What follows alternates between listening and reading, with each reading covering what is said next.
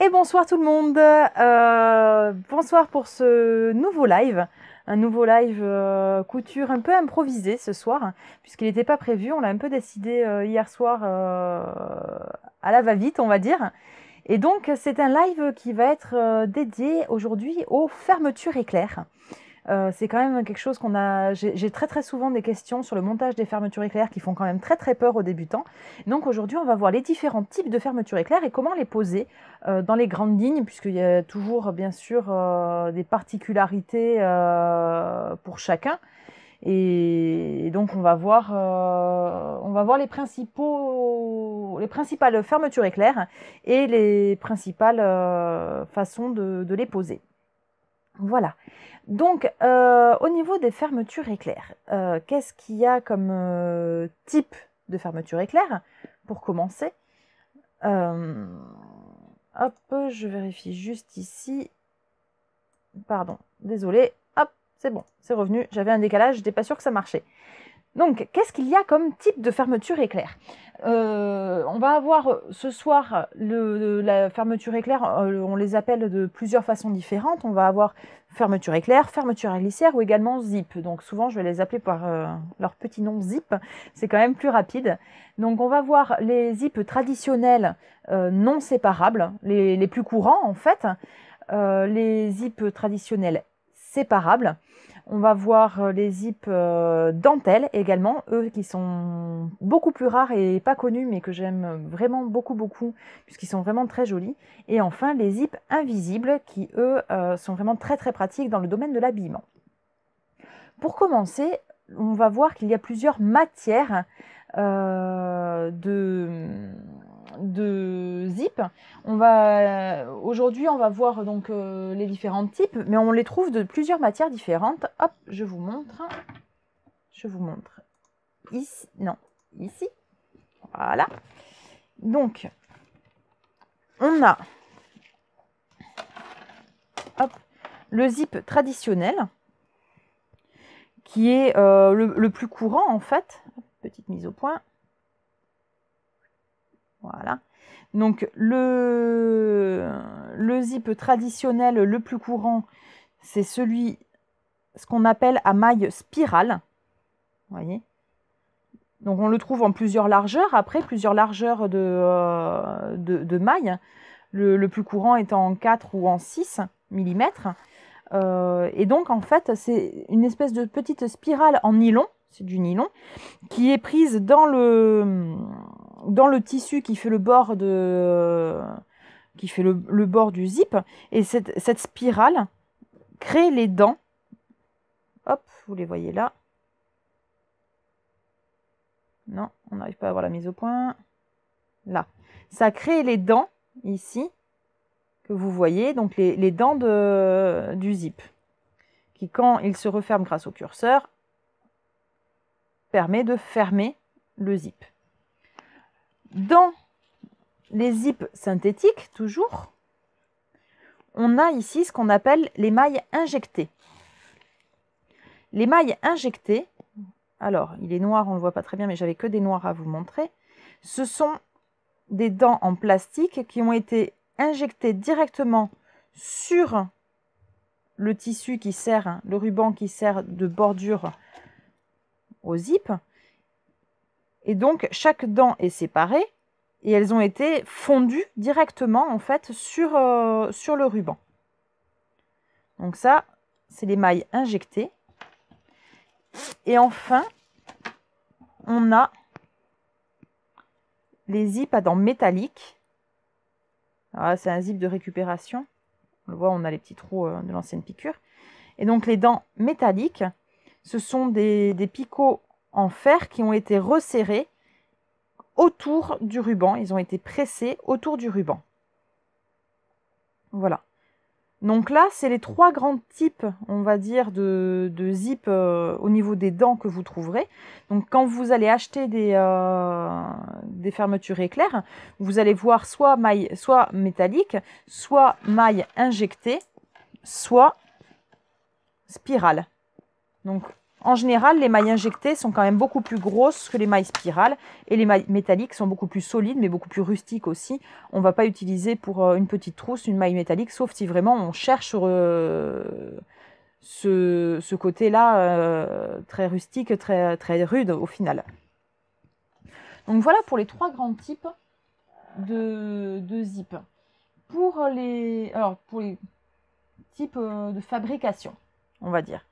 Au niveau maintenant des différentes poses et donc des différents zips, on va voir d'abord donc le zip traditionnel ici, celui qu'on achète en longueur.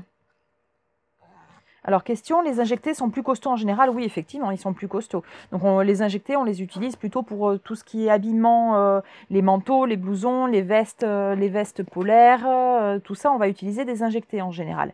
Mais après, c'est pareil, c'est plus gros, c'est plus bourru, on va dire. Donc pour une petite création, on utilisera plutôt de la maille spirale. Donc là, on va voir un zip en maille spirale classique. Donc là, c'est un zip 10 cm qui est donc non séparable, c'est-à-dire qu'en bas, j'ai un petit morceau métallique ici qui l'enferme, qui empêche qu'il s'ouvre plus, hein, tout simplement. Voilà. Et il a une longueur, celui-là, de 10 cm. On en trouve de plein de longueurs différentes. On en trouve à partir de 3 ou 4 cm, on en trouve des tout petits, et après on en trouve des très très longs. Voire on en trouve également au mètre. Donc là, je vous en ai juste coupé un morceau au mètre. C'est en rouleau, en fait. Hein. Un rouleau de zip. Hop. Petite mise au point encore. Donc c'est un rouleau de zip, tout simplement. Et on en coupe la longueur dont on a besoin. Donc là, j'en ai pris juste une vingtaine de centimètres pour vous montrer la pose. Mais on peut en prendre 2 mètres. Ou alors, par exemple, moi, le zip au mètre, je l'utilise principalement dans les gigoteuses, par exemple, où on en utilise quand même une sacrée longueur et on n'a besoin que d'un curseur. Donc, du coup, les zips sont très longs, sont assez chers, alors que le zip au mètre revient à pas trop cher. Et donc le zip au mètre, on le trouve soit avec les curseurs déjà présents dessus, en général c'est un curseur tous les 50 cm, ou alors on trouve le zip d'un côté et les curseurs à côté, d'un autre côté, et on doit, nous, passer le curseur directement sur le zip. Donc en général, on ouvre un petit peu, alors je vais pas le faire parce que j'ai déjà mon curseur dessus, mais on ouvre un petit peu ici les mailles et on passe le curseur dedans. Et en forçant un petit peu, en général, c'est pas forcément très aisé à passer, on arrive à avoir le curseur sur notre longueur. Donc, quand vous avez des grandes longueurs à faire, c'est quand même beaucoup moins cher d'acheter du zip au mètre que d'acheter des zips très très grands. Voilà. Moi, j'aime beaucoup le zip au mètre, mais on trouve moins de couleurs disponibles en général également. Donc on va voir, pour commencer, on va faire d'abord le zip au mètre, puisque c'est le plus pratique à montrer en premier. Donc pour passer notre zip au mètre, donc là je vais faire comme si je faisais le début d'une petite trousse, les trousses habituelles, les trousses carrées là, que j'aime beaucoup. Donc en général, avec l'autre avantage du zip au mètre, c'est que je me décale, vous voyez le curseur, hop, je me le décale à l'extérieur, comme ça le curseur ne me gêne pas. Et je vais positionner mon tissu à cet emplacement-là par rapport à mon zip. Comme ça, vous voyez, le curseur, il est à l'extérieur. Il ne me gêne absolument pas. J'ai pas de souci de curseur qui va gêner ma couture. Alors, question, c'est pas trop difficile à monter? Non, on y arrive. Hein. On y arrive, c'est un coup de main à prendre. Mais les premiers, on galère un petit peu, mais après, on prend vite le coup de main. Donc pour coudre ce zip là, je vais avoir besoin d'abord de mettre sur ma machine à coudre un pied spécial zip. Alors le pied spécial zip ressemble à ça. Hop, une petite mise au point. Ouais. Donc le pied spécial zip ressemble à ça. Donc quand vous allez quand vous le positionnez sur le pied au niveau du support de pied, vous avez 2 tiges, vous voyez, il y a une tige à gauche et une tige à droite, et ça permet de coudre au ras du zip Hop.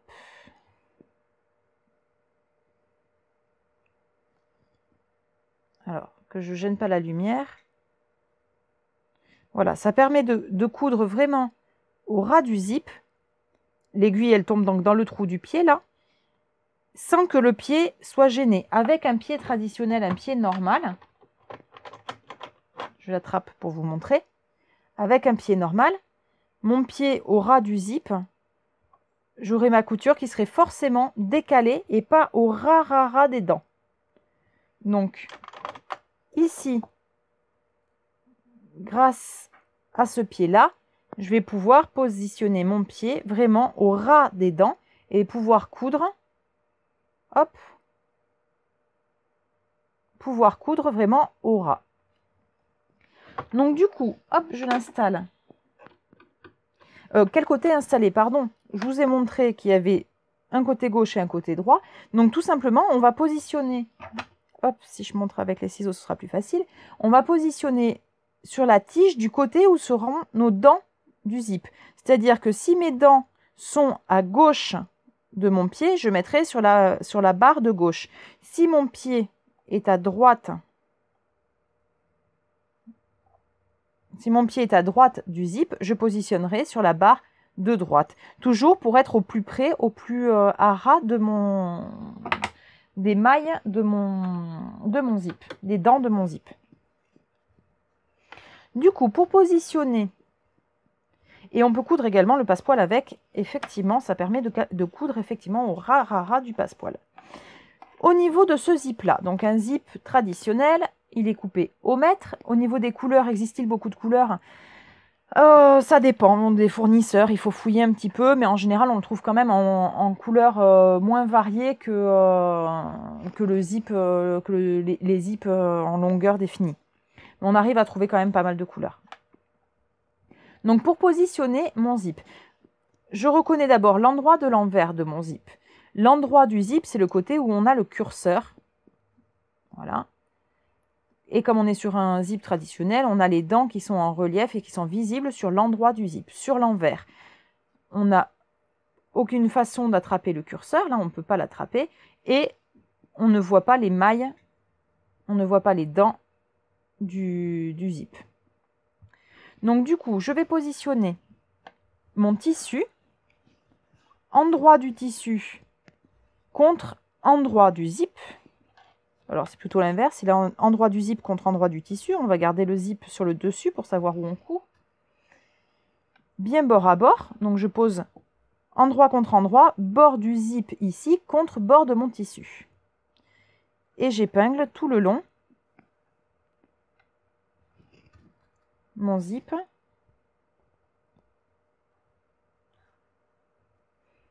On fait attention à ne pas gondoler ni le zip ni le tissu. Il faut qu'ils soient tendus de la même façon, les deux.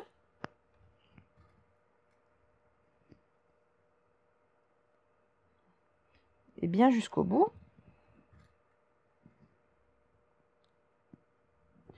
Voilà. Donc là, mon tissu s'arrête ici, vu que mon zip est coupé un petit peu plus long exprès pour que le curseur ne me gêne pas.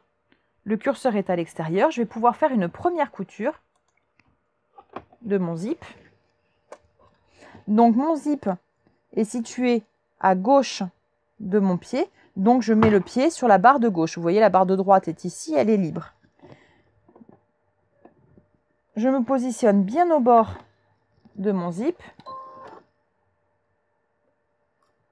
Et je peux coudre. Ah, j'ai le pied qui est posé sur le curseur. Voilà. Hop. Je fais des petits points d'arrêt.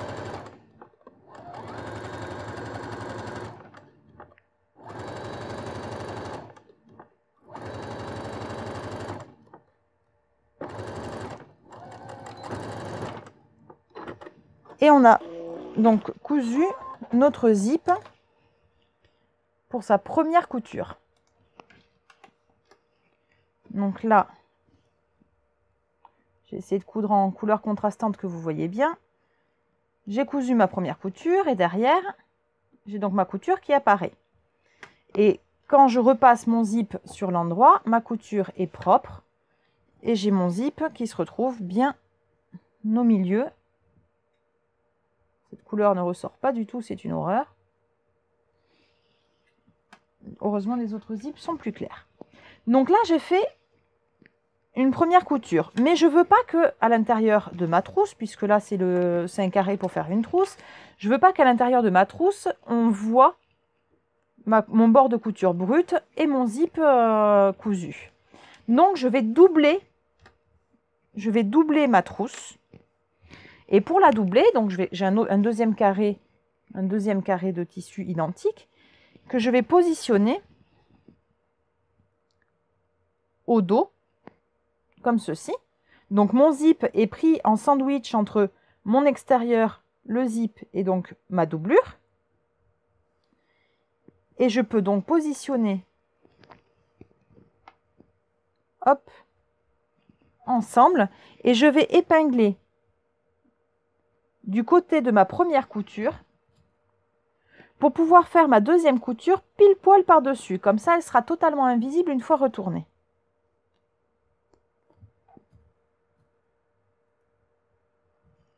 Alors oui, dans les commentaires, j'ai retrouvé ma Brother grâce au super don Tipeee qu'il y a eu. J'ai pu faire réparer ma grosse machine Brother. Et il s'agit de la Brother Innovis 1500D. C'est une très grosse machine combinée, machine à coudre et brodeuse. Et encore un grand merci aux donateurs sur Tipeee qui ont permis cette réparation. Mais je voulais en parler à la fin. Donc je réponds aux commentaires. Du coup, j'ai épinglé et je vais refaire donc ma deuxième couture par-dessus la première et elle va me permettre de coudre ma doublure en enfermant mon zip entre les deux. Hop.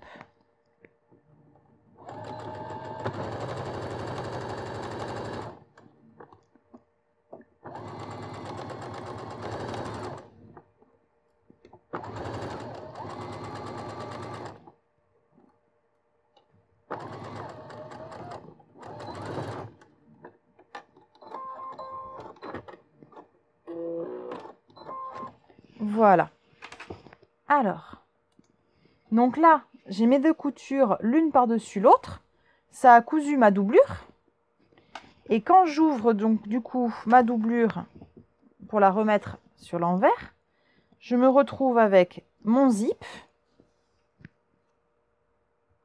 correctement pris en sandwich ici. Et la doublure est propre. Je passe vite fait un petit coup de fer à repasser ici pour bien écraser ma couture et éviter que ça passe sur le zip pour quand on l'ouvre. Donc j'écrase bien ma couture bien droite.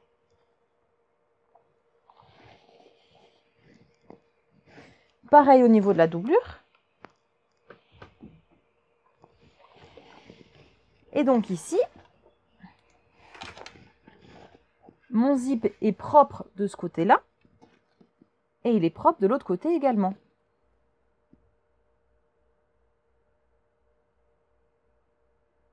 Hop, j'arrive pas à voir la mise au point.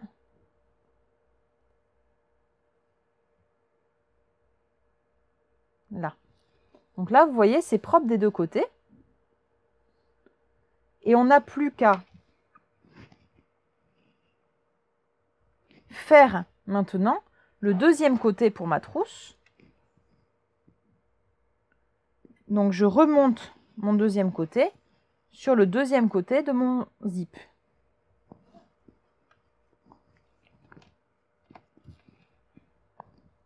Je l'épingle.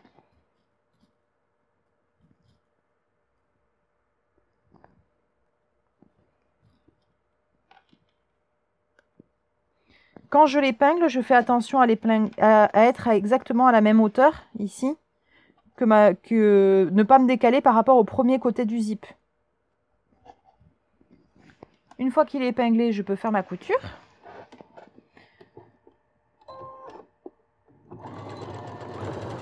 On peut également faire une surpiqûre si on veut, mais là c'est pas nécessaire. Si on a bien écrasé la couture, ça suffit.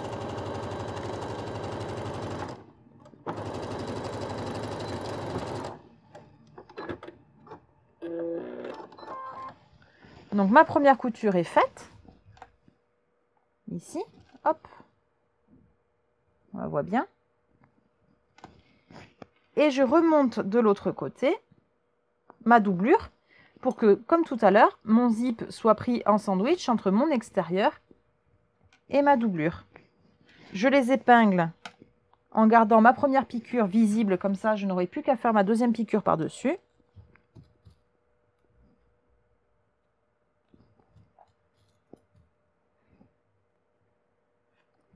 Voilà. Je fais ma couture.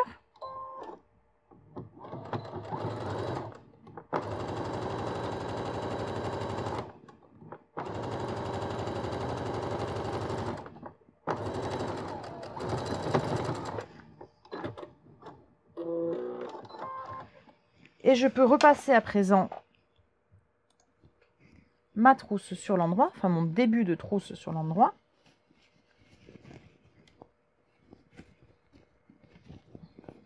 Voilà. Donc je vais y passer un petit coup de fer à repasser également pour bien écraser ma couture du zip. Sinon, elle risque... Le fait de ne pas repasser, c'est prendre le risque que la doublure se prenne quand on ouvre le zip. Vous savez, c'est énervant des fois sur des vêtements. On a la doublure qui se prend dans les mailles quand on ouvre ou qu'on ferme et ça le bloque. Donc là, hop, je l'écrase bien au fer à repasser.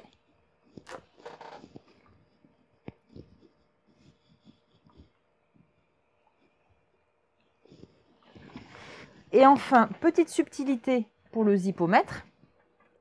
Quelque chose à ne pas oublier, une fois que vous avez cousu les deux côtés de votre zip, n'oubliez pas d'arrêter votre zip. C'est-à-dire que vous allez faire des petits points d'arrêt ici en fin de zip et repasser le curseur ici pour faire des points d'arrêt ici en début de zip.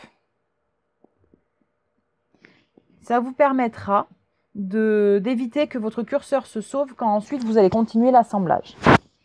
Donc, au niveau des questions, tu pourras montrer le sens des tissus endroit et envers. J'ai pas compris l'assemblage. Je ferai une mini vidéo, peut-être pas en live, mais je le montrerai. Je ferai une mini vidéo pour montrer l'assemblage complet de cette trousse. Là, c'est juste qu'on positionne endroit du tissu contre endroit du zip, tout simplement. Et ensuite, on pose la doublure comme une doublure normale. Endroit du zip contre endroit du tissu. Donc voilà pour l'ouvrage qui est doublé. Alors il faut passer un peu mieux le fer à repasser, là je l'ai fait à la va-vite. Mais du coup, vous n'avez aucune couture visible à l'intérieur, votre zip étant fermé entre les deux.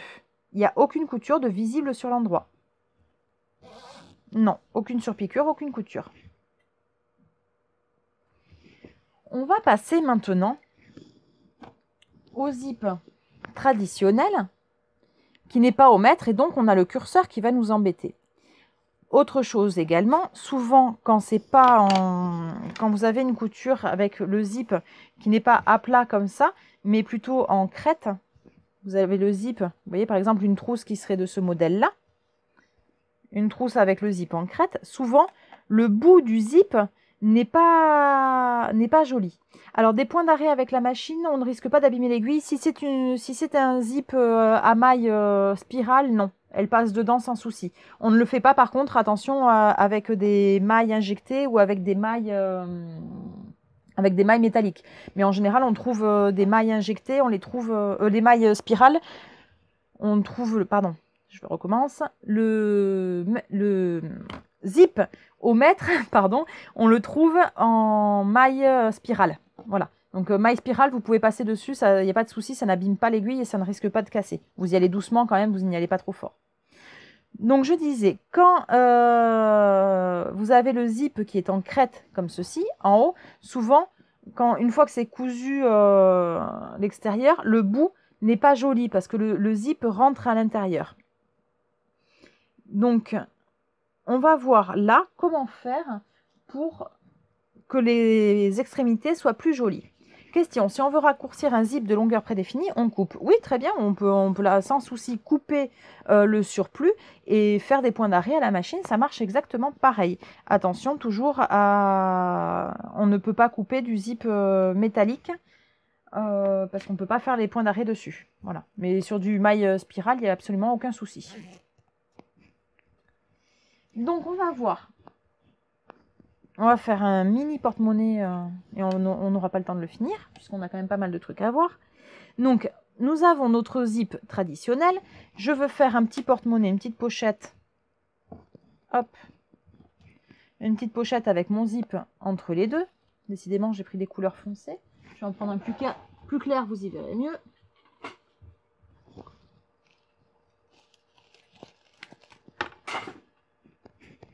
Hop.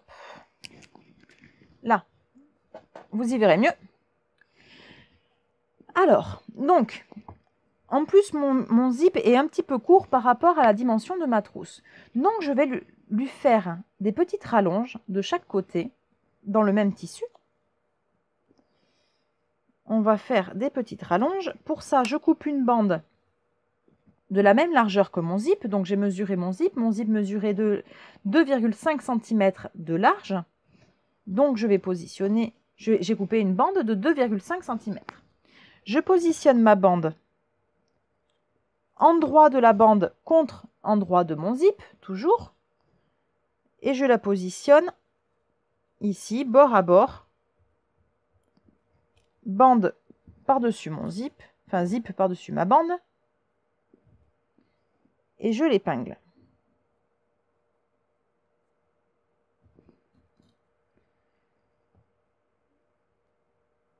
Hop, je vais passer avec le pied normal au niveau de la machine. Alors, question, où acheter des zippomètres? Il y a plusieurs merceries qui en proposent du zippomètre. Moi, ma mercerie de quartier en propose, donc on en trouve facilement. Donc, je vais coudre ma bande endroit contre endroit sur mon zip, en faisant attention à ne pas piquer dans le picot de fin de zip ici. Donc, je pique un petit peu à l'extérieur.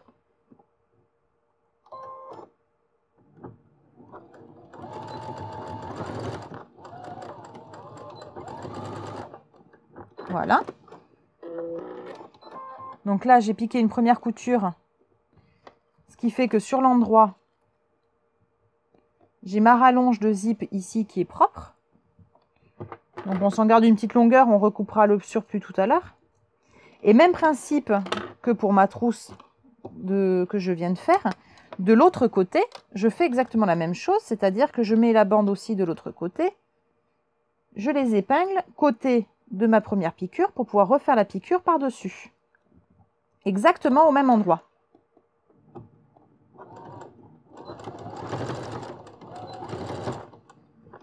Voilà. Alors, on pense bien à couper tous les petits fils qui pourraient éventuellement nous gêner. Ces ciseaux ne coupent pas grand-chose. Et donc, quand j'ouvre ici mes deux bandes, mon zip est enfermé. Hop, si je vous montre sur la caméra qui est plus nette, c'est mieux.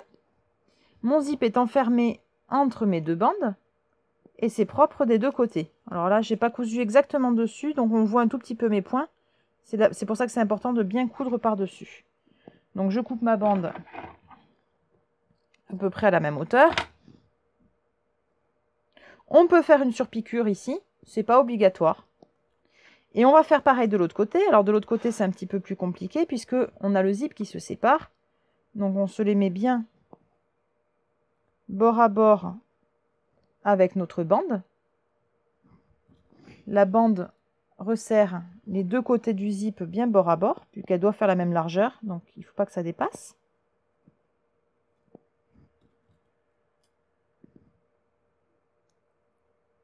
Voilà, je fais une première couture. Comme tout à l'heure, je fais attention à mes picots métalliques. Ici, je fais attention à mes picots métalliques qui montrent qui font l'arrêt de fin de zip en fait. Donc là, par contre, je ne passe surtout pas l'aiguille de la machine dessus, parce que là, je risque de casser.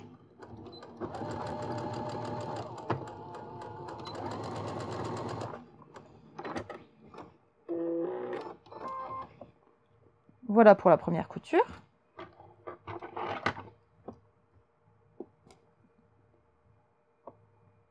Je coupe ma bande et je fais pareil donc de l'autre côté, un autre morceau de bande qui enferme mon zip entre les deux bouts de bande et je couds par-dessus ma première couture ici.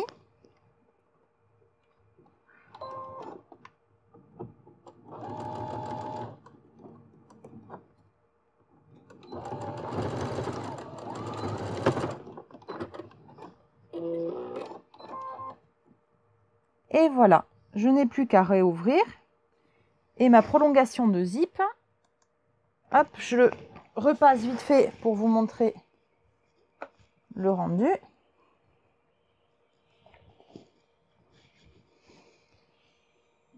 Donc là, on est d'accord, j'ai pris des chutes de tissu. Vous prenez des zips et des fils de couleur assortis. Et donc, du coup, mon zip est rallongé. Et mes extrémités sont nettes et pourront se plier plus facilement dans la couture quand mon porte-monnaie sera terminé. Puisque ça se plie quand même plus facilement que le zip. Donc maintenant, il ne nous reste plus qu'à assembler le zip avec mes morceaux de porte-monnaie. Donc là, ça se fait pareil que tout à l'heure. Donc, je mets endroit du tissu contre endroit de mon zip. J'essaye de centrer mon zip et les petites bandes là, mes petits rajouts. Je centre tout ça bien au milieu. Et j'épingle bord à bord. Mes bandes dépassent, on va les recouper. Hein. C'est normal qu'elles dépassent. Donc là, au niveau du curseur, on va être embêté. Je vais vous montrer comment faire quand le curseur vous gêne. Alors, question, est-ce que l'on pourrait coudre le zip directement pris en sandwich entre les deux bandes ou est-ce que vous préconisez de faire un côté puis l'autre? Alors, quand on est habitué et qu'on est sûr que ça ne va pas bouger, on peut faire les deux en même temps, bien que ce soit un peu moins solide puisqu'il n'y a qu'une seule couture. Personnellement, j'aime autant vous conseiller de faire 2 coutures, vous êtes sûr que ça ne bougera pas. Vous ne perdez pas énormément de temps, par contre vous êtes sûr que ça ne bougera pas et c'est beaucoup plus solide en plus. Hop, j'ai mon t-shirt qui s'en va, qui se fait la malle.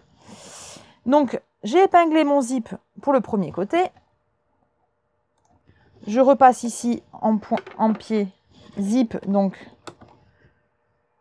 mon zip est à gauche, donc je pose mon pied à gauche.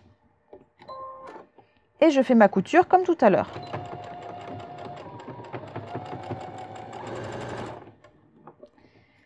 J'arrive au curseur ici. Le curseur va me gêner pour passer parce qu'il ne passe pas correctement. Il a du mal à passer. Donc pour l'instant, on peut y aller, le fermer un petit peu. Mais il arrive un moment où on ne peut pas le fermer plus. Le curseur, vous voyez, il me gêne. Alors non, vous n'y voyez pas grand-chose parce qu'il y a de la lumière. Là. Là, j'ai mon curseur qui me gêne. Donc, pour pouvoir continuer à coudre le long du curseur sans devoir me décaler pour faire le tour, je plante mon aiguille. Toujours, on le fait avec l'aiguille plantée. Donc, l'aiguille plantée, je peux lever mon pied et tourner mon tissu sans que ça le dérange. Je passe ma main dessous et j'ouvre mon zip par-dessous. Je me repositionne au bon endroit. Je peux rebaisser mon pied et finir ma couture.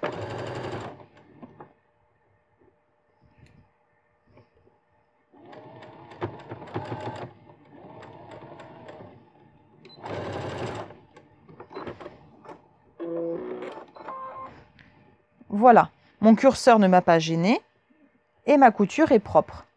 Maintenant, je vais positionner comme tout à l'heure, endroit de la doublure contre endroit du tissu pour prendre mon zip en sandwich entre les deux. Et je vais les épingler pile poil au même niveau, les deux, ensemble, avec ma couture précédente visible.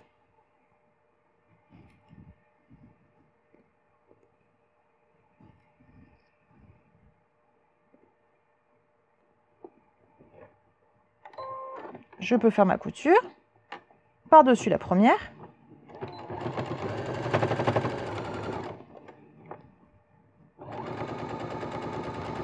Comme tout à l'heure, ici, là, j'ai la bosse. Je ne sais pas si vous la voyez. Oui, vous la voyez quand même. par rapport à ce curseur qui me gêne, comme tout à l'heure, mon aiguille plantée, je m'arrête toujours l'aiguille avec l'aiguille plantée à fond.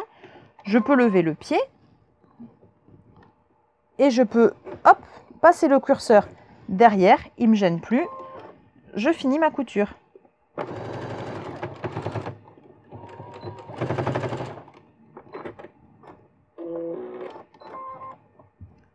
J'ai plus qu'à faire, à passer un coup de fer.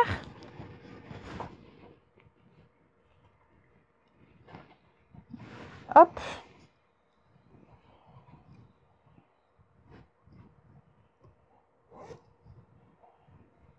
Pour bien aplatir mes coutures. Et je vous montre ce que ça donne. Là, je peux maintenant recouper mon surplus de bande qui ne me sert plus à rien.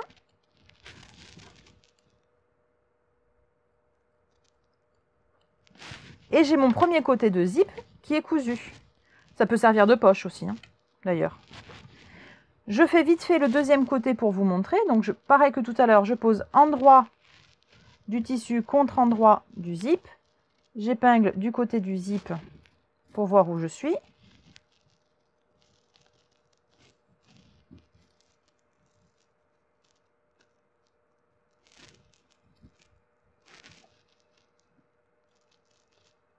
Hop, je le couds. Je le fais vite fait pour vous montrer, mais la technique est toujours la même, donc ça ne sert à rien d'y passer 2 heures.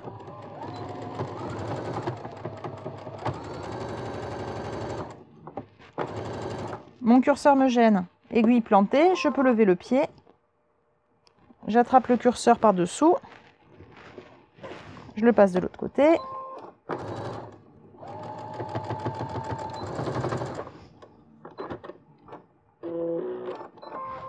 Et maintenant, le deuxième côté, en prenant en sandwich mon zip, j'épingle le côté de la première couture pour pouvoir coudre par-dessus sans me décaler. Donc là, on a quelques épaisseurs avec les petites bandes au bout.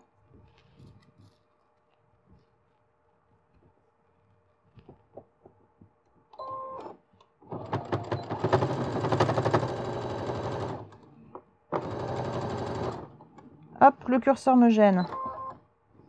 On ouvre, on le décale.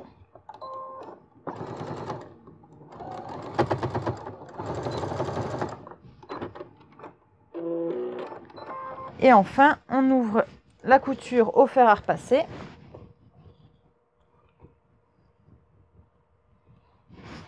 Pour mettre bien à plat.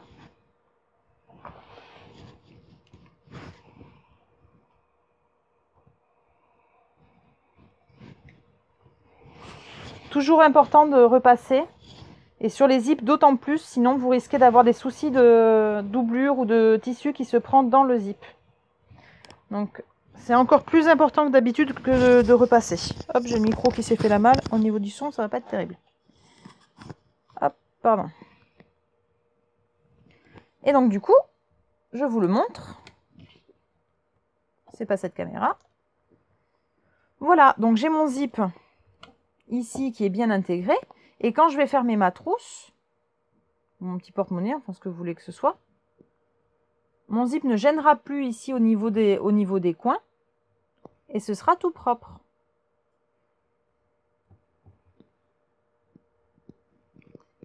Voilà, donc comme l'autre trousse, je ne vais pas la finir ce soir. Il n'y a pas d'intérêt, vu que c'est vraiment le zip qu'on veut voir. Mais du coup, ça vous permet ici d'avoir des bords propres, alors que l'extrémité du zip est rarement très très jolie. Vous avez une petite bande ici qui est propre, et ça vous a permis également de voir quoi faire quand le curseur vous gêne.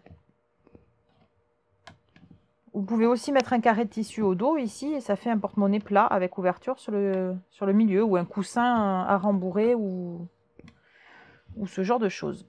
Voilà pour les zips traditionnels. Dans les zips traditionnels également, il reste un dernier type qu'on ne va pas poser, puisqu'au final, sa pose se fait exactement de la même façon. C'est le zip séparable. Alors le zip séparable, il a la particularité, donc c'est un zip soit injecté, soit en maille, soit métallique, hein, toujours. Donc celui-là, c'est un spiral. Donc ce zip-là a l'avantage de séparer les deux côtés. Voilà. Et donc c'est le zip qu'on utilise pour faire les vêtements qui s'ouvrent, tout simplement. Donc les vêtements... des vêtements pour des vestes, oui, enfin tout ce qui doit s'ouvrir complètement, des vestes, des manteaux, principalement des hauts, quoi. Donc du coup, ce zip-là se coud exactement de la même façon que le zip traditionnel qui est non séparable, sauf qu'on le coud en deux fois. On coud d'abord un côté, puis l'autre, en faisant bien attention, c'est la difficulté, qu'il soit à la même hauteur. Et là, il n'y a pas de secret. Il faut les faire, il faut s'entraîner et il faut faire attention à ce que le bas et le haut, attention, des fois ça se décale, à ce que les deux côtés soient bien positionnés à la même hauteur. Le zip séparable, on ne va pas le voir en détail, parce qu'au final, la technique pour le poser, on pose le zip endroit contre endroit de notre tissu, et ensuite on assemble le reste du vêtement. Voilà pour les zips traditionnels séparables. Ils se posent de la même façon que les zips normaux. On va voir maintenant un zip qui n'est pas connu, qui est pourtant, moi, c'est un de mes chouchous, c'est un de ceux que je préfère, c'est le zip dentelle. Le zip dentelle est magnifique. Alors celui-là, vous avez... c'est dommage, la lumière lui rend pas honneur. En plus, en général, il y a des couleurs très très belles dans les zips dentelle. Et le zip dentelle a l'avantage d'être... vous voyez, il est joli, il est travaillé. Et on le coud face visible. Contrairement à nos zips de tout à l'heure, là, où on a enfermé nos bords de zip, parce qu'ils sont pas forcément très jolis et ils sont nets, donc on les enferme pour pas les voir. Le zip dentelle se coupe par-dessus et il se pose de façon visible. Donc, je vais vous montrer juste un côté. Pour ça, j'ai préparé une petite trousse, encore une trousse carrée. Je vais avoir plein de nouvelles trousses, c'est génial. Alors, juste le temps pour moi de changer de fil, parce que celle-là, cette trousse-là, les zips dentelle sont des zips qui coûtent beaucoup plus cher. Le zip dentelle, je vais faire une vraie pièce, une vraie trousse. Hop. Alors, le plastique du bas est difficile à piquer. Tu fais comment? Alors, effectivement, ouais, sur le zip séparable, le plastique en bas est difficile à piquer. J'y vais doucement et j'y vais avec le volant en général. En général, je le fais au volant pour éviter de casser mon aiguille dedans. On y va petit à petit. Là-dessus, voilà, tout doucement. Il y en a pour 1 cm à tout casser, donc on le fait petit à petit. Alors, le zip dentelle, juste j'ai changé de fil, je suis passée en fil bleu. La trousse du zip dentelle s'assemble avant, en fait. On assemble d'abord endroit contre endroit. Donc, hop, l'endroit de mon tissu ici contre l'endroit de ma doublure. Alors, j'assemble que les côtés, le reste de la trousse, on l'a fini après. Donc, j'assemble que les deux côtés qui vont recevoir le zip.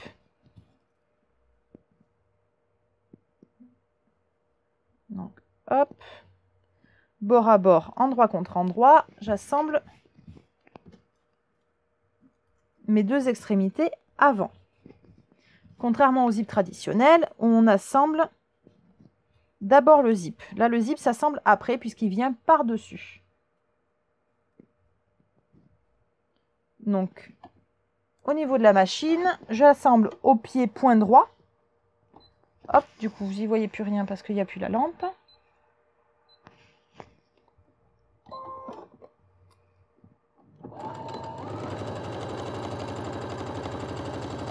Donc là, j'assemble de façon basique à 1 cm du bord. Hein. Donc le premier côté, et on fait en face le deuxième côté. Les extrémités en haut et en bas, là, je ne les fais pas pour l'instant.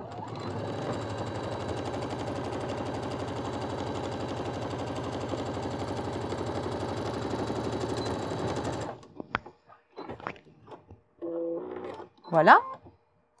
Et je repasse donc. Je repasse mon tissu sur l'endroit pour enfermer mes coutures à l'intérieur. Et j'écrase bien mes coutures au fer à repasser.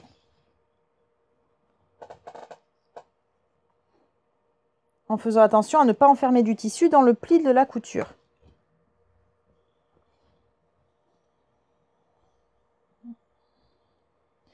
J'écrase bien mes deux coutures, ma première et sa copine de l'autre côté.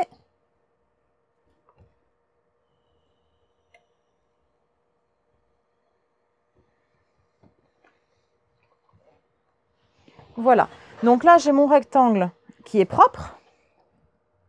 Donc j'ai les extrémités, ces deux côtés-là, qui sont cousus et retournés à l'intérieur, donc ils sont nickel, hein, on voit juste la couture. Hop, il ne veut pas faire la mise au point. Voilà. Donc là, voilà, j'ai ma couture qui est enfermée. Et après, j'ai les deux autres côtés qui, eux, sont encore bruts et ouverts. Voilà, donc j'ai juste ces côtés-là de fermés. Mon zip dentelle va venir se positionner ici, par-dessus mon bord, de façon à être bien bord à bord avec mon tissu. Donc je me repère ici. Vous voyez que le bord du tissu vienne au bord du zip. Donc j'épingle. Alors là, on épingle bien pour pas que ça bouge. C'est le risque, c'est que ça peut bouger. Donc bien bord à bord.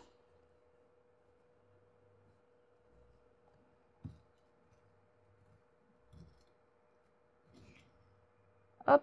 Eh bien, mes épingles ne veulent pas venir.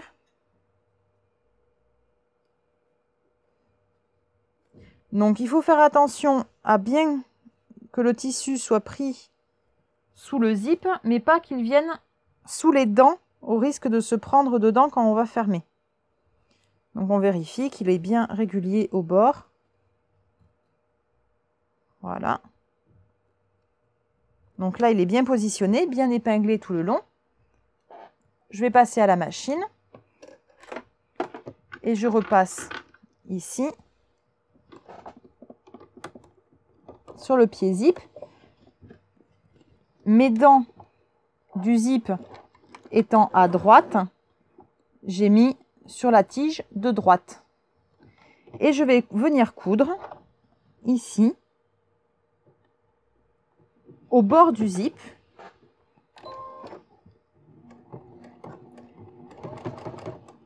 J'enlève mes épingles au fur et à mesure.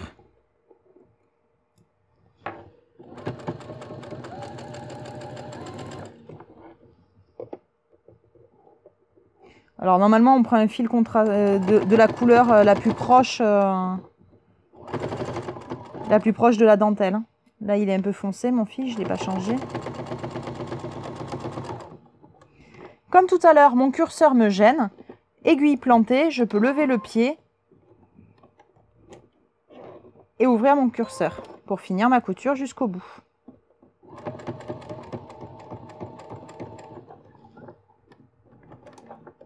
Alors, c'est quoi qui me gêne là? Ah, c'est le petit bout métallique. Donc voilà mon premier côté de zip cousu. Je vais maintenant venir positionner mon deuxième côté. Et c'est celui-là qui va être un petit peu délicat parce que je suis obligée de le coudre sous forme de tube, comme ça. Tout à l'heure, on était par l'intérieur, il n'y avait pas de souci. Là, on va le coudre comme un tube. Donc, on le positionne comme tout à l'heure, là, bien bord à bord.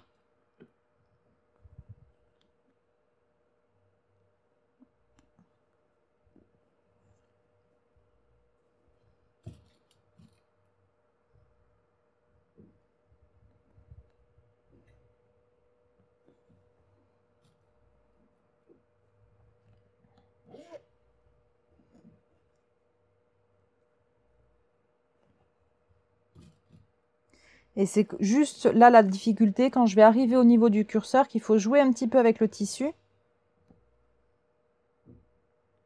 Eh bien, mes épingles ne pique plus.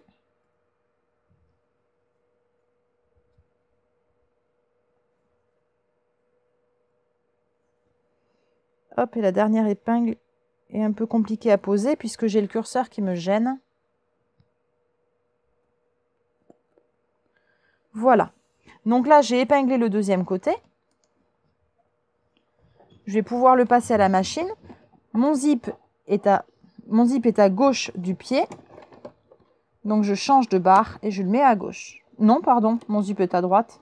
Je dis des bêtises. Je dis des bêtises.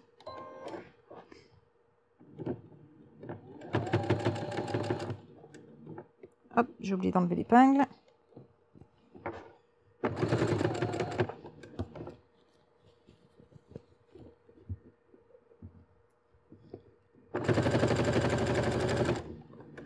Et donc là, c'est quand je vais arriver, plus je vais approcher du curseur, plus ça va devenir compliqué. Donc j'ai passé déjà, j'ai retourné pour qu'on ait... Au départ, il était comme ça. Donc j'étais sur l'endroit. J'ai retourné ma trousse, je l'ai passée hop, sur l'envers pour être bien à plat. Donc c'est là où il faut jouer un petit peu avec le tissu, vous allez voir.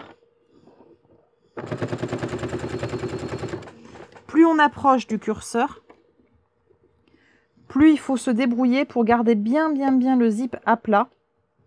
Donc on répartit le reste de tissu, on le fronce là devant, vous voyez. Et là arrive le curseur, comme toujours, aiguille plantée, on peut le fermer, mais on ne le ferme pas très haut parce que sinon on est gêné après pour finir. Là on a tout le surplus de tissu qui est autour de nous. On va doucement.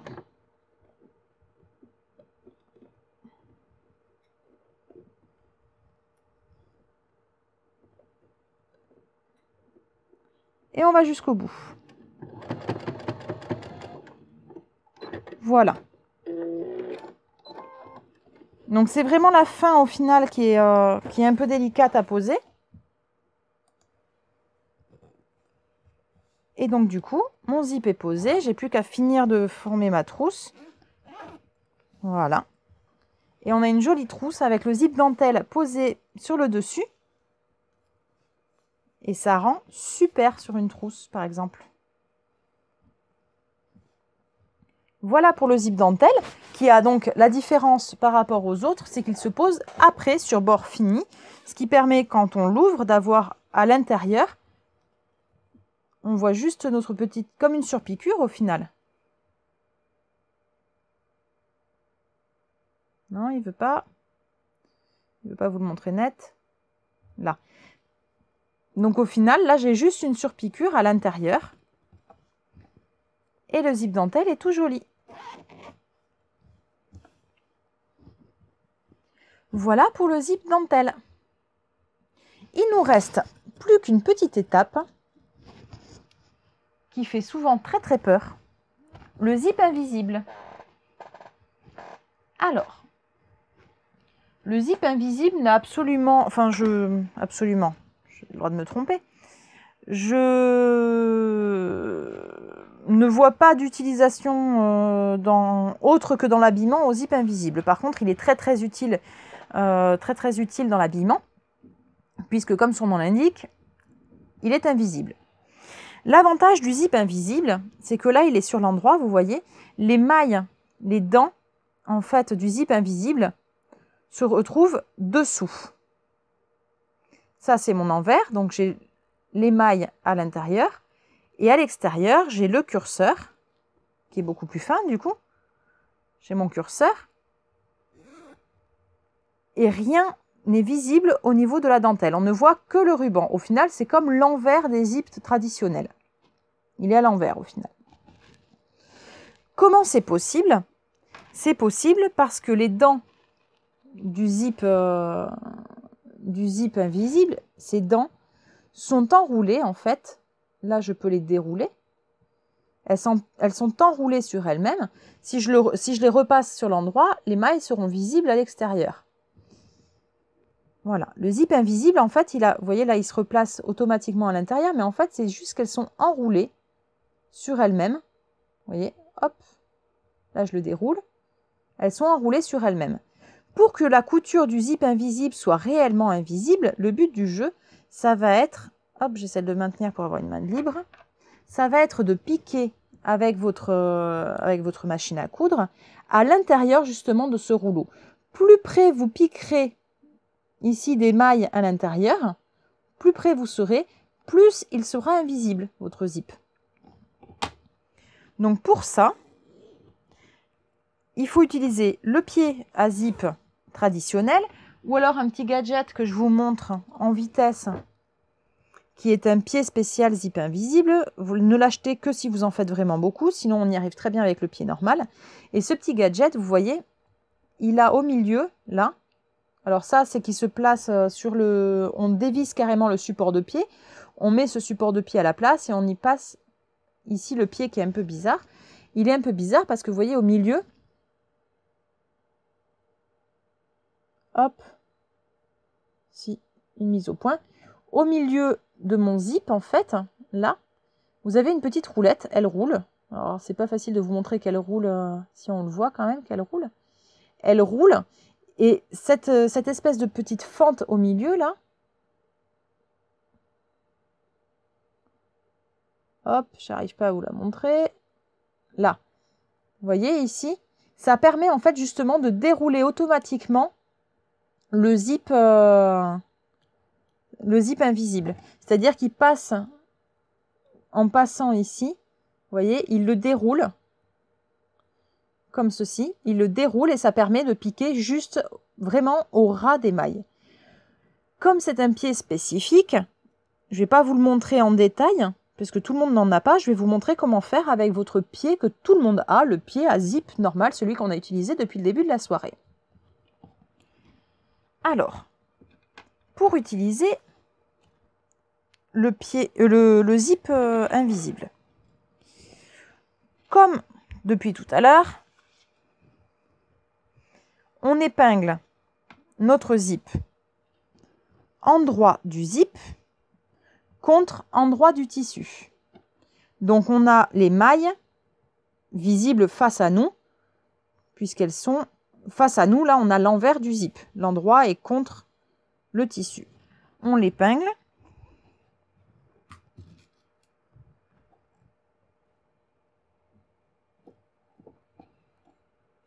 Hop. Alors on peut, si on veut, ça aide pas mal. Là, j'ai oublié de le faire, mais c'est pas très grave. On peut repasser le zip pour le dérouler. On peut le passer un petit coup de fer. On va le faire après, là. Je vais vous montrer. On déroule les mailles, là. On les déroule.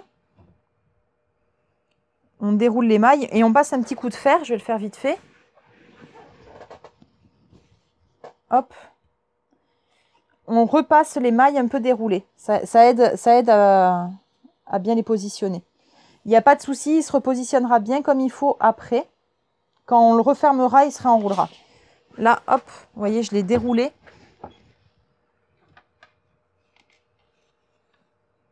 Voilà. Hop. Là, je l'ai déroulé, je l'ai repassé déroulé, donc il est maintenu déroulé. Donc, je vais pouvoir le coudre maintenant. Et je vais coudre vraiment ici, là, vraiment à la base de mes mailles, le plus près possible. Donc, pour ça, on utilise le pied zip, comme d'habitude. Alors, question, est-il plus fragile? Oui, il est forcément plus fragile qu'un zip métallique. Après, ça reste de la maille, c'est un zip en maille à spirale, donc il est de la même solidité qu'une maille en spirale normale. Donc, je positionne mon pied zip au ras, vraiment au ras. Si ma machine le permet, je peux même me décaler un petit peu mon aiguille pour que vraiment elle vienne vraiment taper ici à la base des mailles qui sont déroulées. On va pas trop vite. Avec ce doigt, je maintiens bien déroulé pour pas qu'il se referme,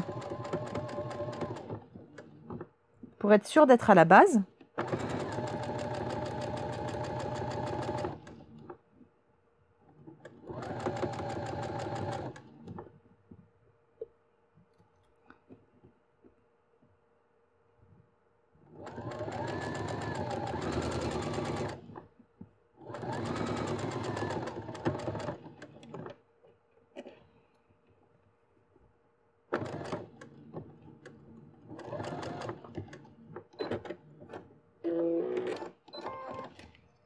Donc là, il est posé.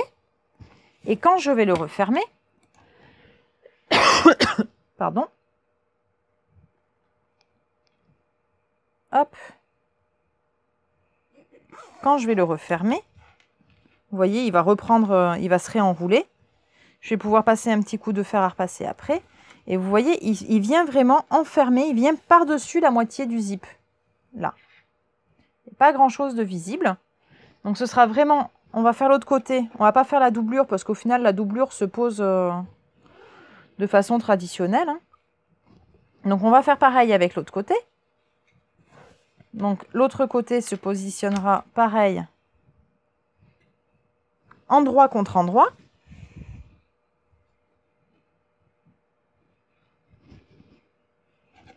Alors souvent, je le fais zip fermé pour positionner mon deuxième côté. Puisqu'on est quand même sur quelque chose qui est souvent sur de l'habillement, donc sur une jupe, une robe, un haut de robe ou un haut de jupe. Donc il faut faire attention à ce que notre zip, que les deux hauteurs de tissu ici arrivent bien au même endroit, au même niveau en haut. Donc je positionne d'abord mon haut avec le zip fermé pour être sûr qu'ils arrivent à la même hauteur. Là.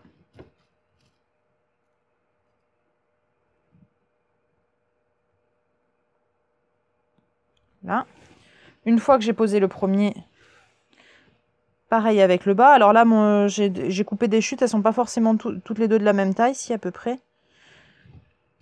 J'épingle également le bas pour être sûr que les deux soient à la même hauteur. Et maintenant, je peux ouvrir le zip pour épingler le reste plus facilement.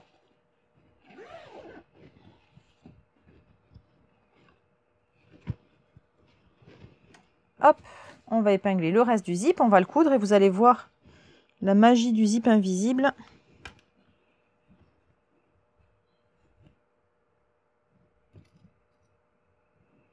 Donc bien bord à bord.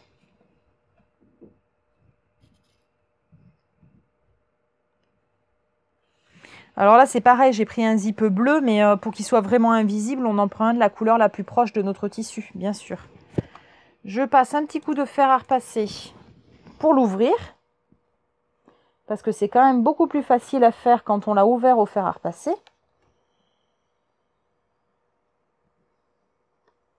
Et j'insiste, ne vous inquiétez pas, il reprendra sa forme une fois fermé. Et donc je vais pouvoir le coudre. Comme tout à l'heure, je me positionne au plus près, bien ouvert, au plus près.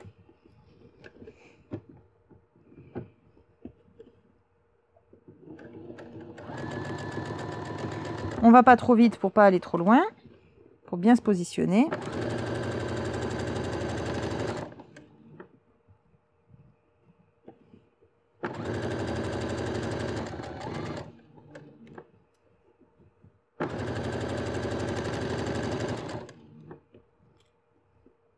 Et j'arrive au bout.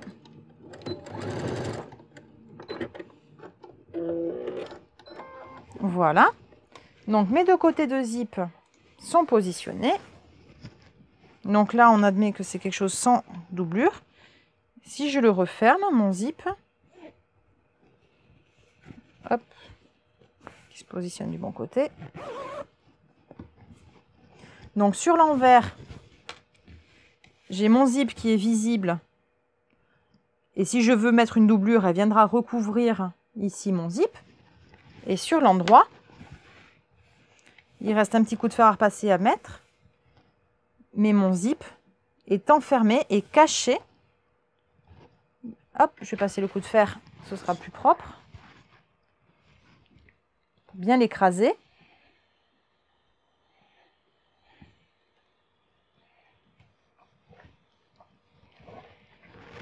Voilà. Mon zip est bien. On ne voit pas mon zip. Alors effectivement, si j'écarte comme ça, je déroule les mailles. Mais sinon, mon zip est invisible. S'il était blanc, il serait vraiment complètement transparent. Le zip que tu as pris est plus long que le tissu. Est-ce utile la même technique que tout à l'heure? On coupe et on fait des points d'arrêt sur le zip. Complètement. Voire même, suivant les zips invisibles qu'on trouve. Alors, c'est carrément mieux de prendre un zip plus long, puisqu'après, il va falloir faire quand même la prolongation ici. Donc, on s'arrête toujours un petit peu avant. Alors, et souvent, sur les zips invisibles que vous achetez en mercerie, vous avez ici un petit crochet au bout. Un petit crochet qu'il suffit de remonter et de serrer. Il n'y a même pas besoin de faire les points d'arrêt. En fait, souvent, c'est intégré. Alors ça, c'est les zips invisibles que j'ai achetés à pas cher. Mais souvent, vous avez un petit crochet, comme le crochet métallique des zips normaux, là. Ce crochet-là, vous voyez? Ce petit crochet-là, il est mobile sur les zips invisibles. Et vous le remontez. On le remonte et on le resserre à l'endroit où on veut. Et après, on a juste à couper en dessous. Si vous n'avez pas le zip invisible, si vous n'avez pas le petit crochet sur le zip invisible, vous faites la technique des points d'arrêt sur les mailles. Il n'y a pas de souci. Ça marche de la même façon. Quelle température du fer à repasser? Là, mon fer à repasser, il est au max. Hein. Et il n'a pas cramé mon zip. Alors, j'y passe pas 3 heures non plus. Mais là, je suis avec vapeur et température maximum du fer à repasser. Le mieux étant quand même de faire un petit essai, par exemple, en bas pour être sûr que ça ne va pas le cramer. Mais sinon, mon fer à repasser, là, il est à la température utilisée pour mon tissu. Donc là, c'est du coton, donc il est à max et avec vapeur. Et non, ça ne risque pas de faire fondre le plastique. Normalement, vous n'y restez pas. Alors effectivement, je pose pas mon fer et j'attends 10 minutes. Hein. Je passe juste de façon juste à ouvrir, à dérouler les mailles de mon zip. Et donc ça, par exemple, sur une jupe, sur un côté de jupe, dans le dos d'une robe, pour l'habillement, quasiment pour tout l'habillement, vous pouvez utiliser les zips invisibles qui, du coup, sont quand même beaucoup plus propres et beaucoup plus jolis qu'un zip, qui serait visible à l'intérieur sur un bord de jupe, quoi.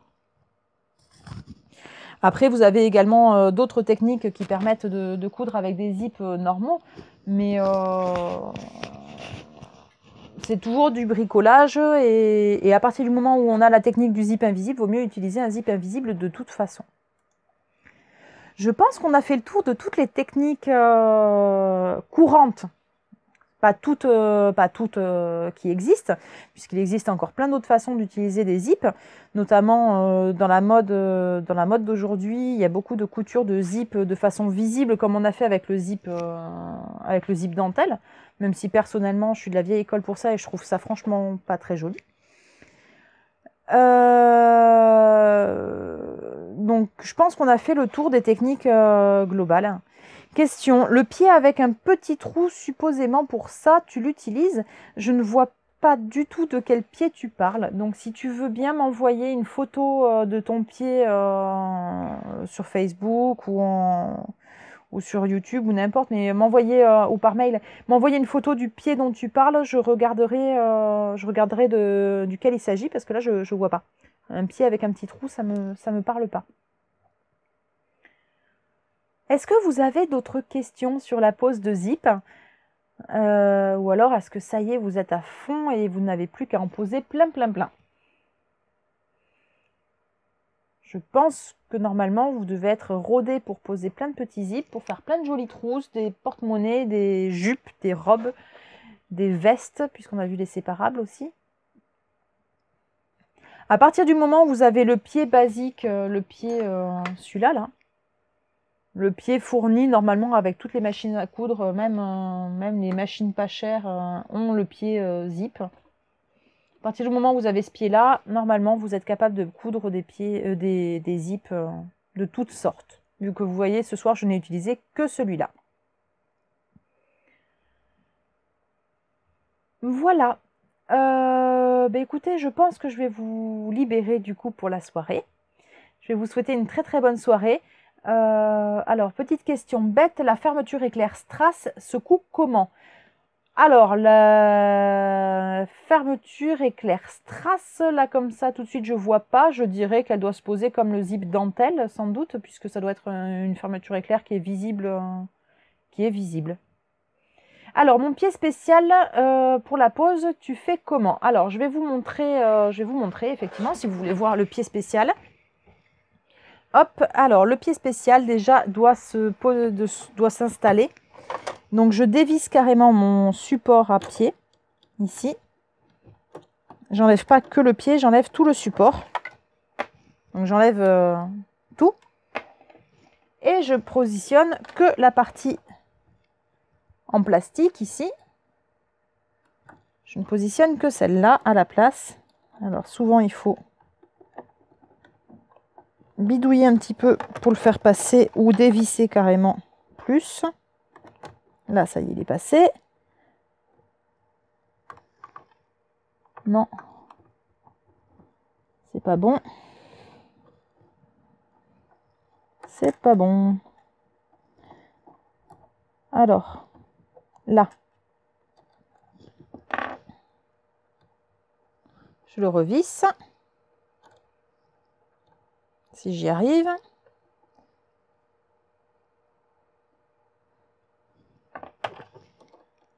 Alors, je vois que vous me parlez du pied, du fameux pied avec un trou. Je veux bien que vous m'envoyiez la photo, que je vois à quoi il ressemble. Parce que là, du coup, là, comme ça, je vois pas. J'ai toujours utilisé que ces deux-là, mais il existe tellement de sortes de pieds différents. Voilà. Donc là, mon support est installé. Et donc, cette petite partie blanche se glisse tout simplement dans la glissière. Et mon fil passe au milieu du trou.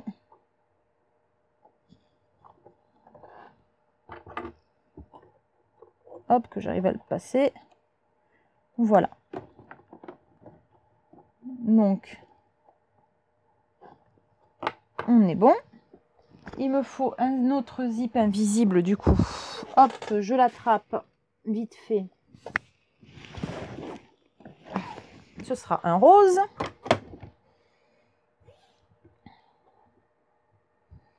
Donc toujours pareil, j'ai un zip qui se déroule. Je le pose, il me faut du tissu endroit contre endroit. Ah, c'est pas rose, ça c'est blanc. Et je l'épingle. Donc je l'épingle endroit contre endroit sur mon tissu. Là-dessus, ça ne change pas.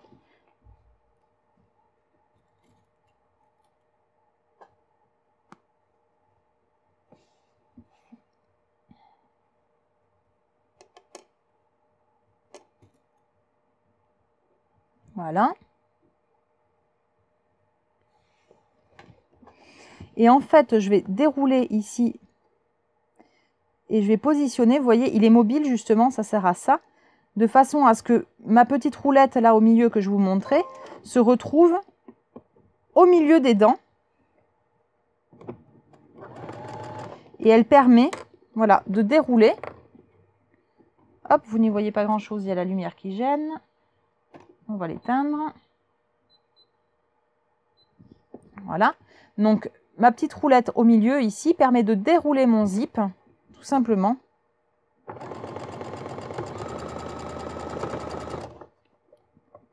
Et d'éviter à devoir le faire au fer à repasser avant. Elle maintient le zip ouvert en fait, enfin déroulé.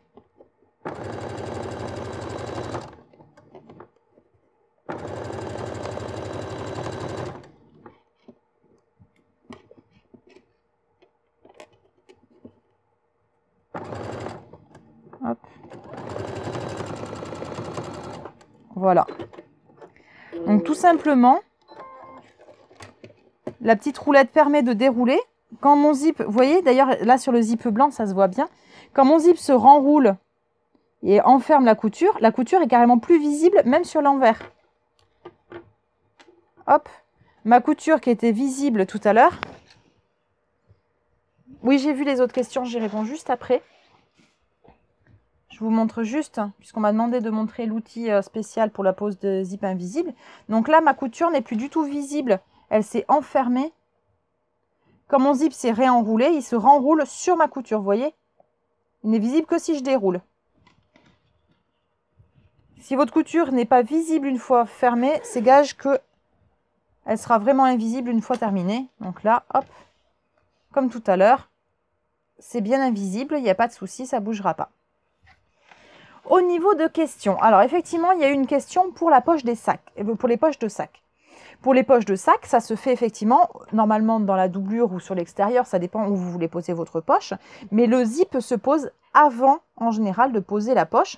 Si c'est une poche qui est plaquée, on fait notre poche comme tout à l'heure. Ça pourrait très bien être tout à l'heure celui-là moins haut ici, il pourrait très bien se positionner plaqué comme ça à l'intérieur d'une doublure de sac et ça devient une poche plaquée. Si c'est une poche avec juste une fente, mais pareil, on va ouvrir. D'ailleurs, c'est une des façons de poser un zip que je ne vous ai pas montré. Je crois que je l'avais montré déjà en tuto. Je sais plus lequel. Tuto, mais je l'ai déjà montré. Il suffit de faire notre fente, on prépare notre fente, donc on ouvre un rectangle, le rectangle d'une poche, hop, que je trouve un stylo et une règle et je vous montre ça. En fait, hop, voilà. Donc si on veut positionner par exemple un zip sur une poche de 15 cm de large, donc sur l'envers bien sûr, hein, on trace un rectangle de 15 cm sur 1 cm de large, puisque c'est en général la largeur des mailles des petits zips comme ça, c'est du 1 cm de large. Donc là, on a tracé notre ouverture, notre fente. On trace la ligne du milieu donc à 0,5. Et ici, on trace un petit triangle. Voilà. Et on va venir couper. Alors en général, on fait la première entaille. Hop. Pardon. On fait la première entaille ici au découvite. Et ensuite au ciseau. Donc je coupe. Alors pour le pied, vous me dites que vous avez posté la photo, je la regarderai après. Je ne peux pas regarder en même temps que j'ai la vidéo qui tourne en fait. Je l'avais montré, oui, dans un de mes tutos, mais je ne sais plus lequel. Donc il me semble que c'était la pochette étoilée. Donc je fais mon entaille. C'est pas grave, je le remonte puisque c'est quand même une pose de zip. C'est important de le remontrer. Et ici, vous voyez, je coupe pas jusqu'au bout, je coupe le triangle. Voilà. Il me reste plus qu'à ouvrir le long de mes traits là. Donc je vais l'ouvrir au fer à repasser. J'ouvre la bande ici, j'ouvre le triangle et j'ouvre ici également la bande en bas. Je le fais vite fait au fer à repasser et je vous montre.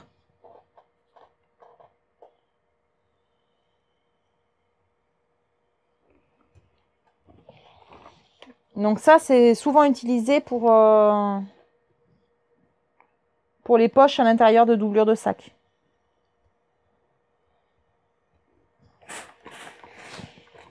Voilà. Donc là, j'ai tout ouvert. Vous voyez, j'ai ouvert donc mes petits rabats. Hop, on va prendre un zip. C'est pas le bon, mais c'est pas grave. On prend le zip séparable. Il n'y a plus qu'à positionner ensuite notre zip au milieu de notre fente qu'on vient de créer et de surpiquer tout le tour. Donc là, je ne vais pas le faire. Je n'ai pas de zip à sacrifier. Ça coûte cher les zips. Mais voilà. Il n'y a plus qu'à faire notre surpiqûre tout autour. Avec bien sûr le curseur au milieu. Là, il est perdu à l'extérieur, mais avec le curseur au milieu. On utilise la même technique. Quand le curseur nous gêne, on l'ouvre, on pique, on peut lever le pied et on ouvre. Et ça nous permet de poser comme ça des poches à l'intérieur d'un sac sans souci. Voilà pour les petites questions supplémentaires. Est-ce que vous en avez d'autres? Est-ce que vous avez d'autres questions à poser? Alors oui, effectivement, je l'avais montré dans le tuto du tote bag, mais c'était un tuto écrit et pas un tuto vidéo. Il me semblait que je l'avais montré en vidéo, donc c'est peut-être dans le tuto de la pochette étoilée ou un autre tuto, je ne sais plus. Je l'ai montré dans un tuto. Mais au moins, ce sera avec les vidéos, avec les zips, pardon. Je cherche mes mots ce soir, ça devient compliqué. Voilà, pour vous montrer toutes les techniques courantes pour coudre les zips. Si vous avez d'autres questions auxquelles je n'ai pas répondu ce soir, comme d'habitude, je reste joignable pour toutes vos questions, que ce soit sur Facebook, en commentaire des vidéos ou même par mail. Vous trouverez mon mail facilement sur mon site internet, un peu partout vous trouvez mon mail et je réponds assez rapidement en général à vos questions. Voilà, encore un très très grand merci du coup vu que j'avais prévu de le faire à la fin. Donc ce soir on a pu faire la vidéo sur ma grosse machine électronique Brother. Donc comme vous l'avez vu, c'est quand même un confort de couture qui est différent de la machine Silvercrest de Lidl, qui reste une très très bonne machine, mais qui reste une machine mécanique et qui donc est beaucoup plus bruyante et beaucoup plus brutale. La machine électronique reste quand même un gros bonheur. Et j'ai pu la faire réparer puisqu'elle était en panne depuis 6 mois maintenant. Je n'ai pu la faire réparer que grâce à vos dons sur Tipeee. Quand je disais que vos dons m'étaient vraiment utiles et qui me servaient vraiment à continuer, c'est que voilà, c'est vraiment grâce à ces dons-là que j'ai pu faire réparer ma machine et que je vous en remercie. Vraiment beaucoup, beaucoup, beaucoup. Merci infiniment pour tous vos dons, pour tous vos encouragements, pour tous même les petits commentaires que je peux recevoir sur les vidéos, pour tout ce que je peux recevoir. Souvent, on me dit que je donne beaucoup en tant que conseil, etc. Mais moi, je reçois également beaucoup de votre part et ça me touche toujours autant. Et ça me fait toujours autant plaisir de recevoir tous vos petits messages et vos petits commentaires. Voilà, donc je tenais à refaire un grand merci à tout le monde. Et puis, je vous dis à très très vite pour une nouvelle vidéo. Peut-être que la prochaine fois, je la prévoirai un peu plus en avance. Là, ce soir, elle était prévue hier soir un peu à la dernière minute. Donc, la prochaine fois, j'essaierai de la prévoir un peu plus tôt. Voilà, je vous souhaite une bonne soirée. À très très bientôt, à très vite. Et puis surtout, comme d'habitude, bonne couture. Au revoir.